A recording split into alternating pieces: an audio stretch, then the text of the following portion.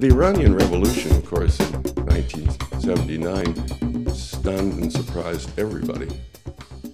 I think to a large degree the Iranians themselves. And in terms of revolutions, it was a very innovative one in the sense that here was a new revolution, a revolution that introduced a hybrid government, a republic and an Islamic government. That is, a Republic Islam government, which was quite distinct, because if you look back at the French Revolution, it was really one of seeking personal liberty. The Romanov, the Russian Revolution, was one of classless egalitarianism, whereas the Iranian Revolution was unique in what it introduced.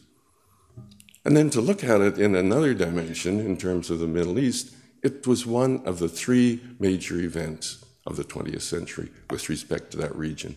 The first one being, of course, the fall of the Ottoman Empire, 5 centuries, the creation of Israel in 1948, and then the Iranian Revolution.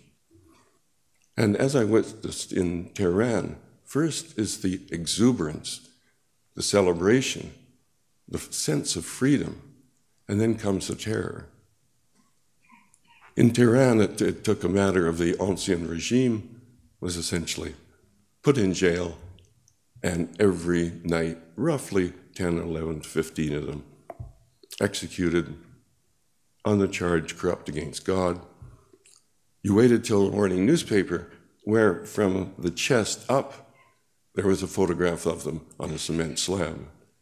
But again, Lenin maybe put it in proportion. He seems to be the most popular commentary on revolutions.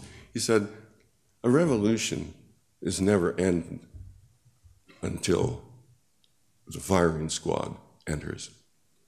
In response to your question, there was not one single Canadian officer or staff in the embassy during, say, roughly the 3 years that I was there, during a rather eventful, unorthodox time, who said that they wanted to go back to Canada. Every one of them were committed despite the dangers. The other was the resourcefulness, and the other that the sense of being prepared to be away from their family during that time. Now, certainly the military is faced with that as a common part of their duty. But in the embassy in Tehran, the situation was there was always a certain amount of tension, and but everyone came to terms with living in very unusual situations. And also, I think that when you're in a situation like that, there's a lot of luck. Timing's good. Something could have gone the other way.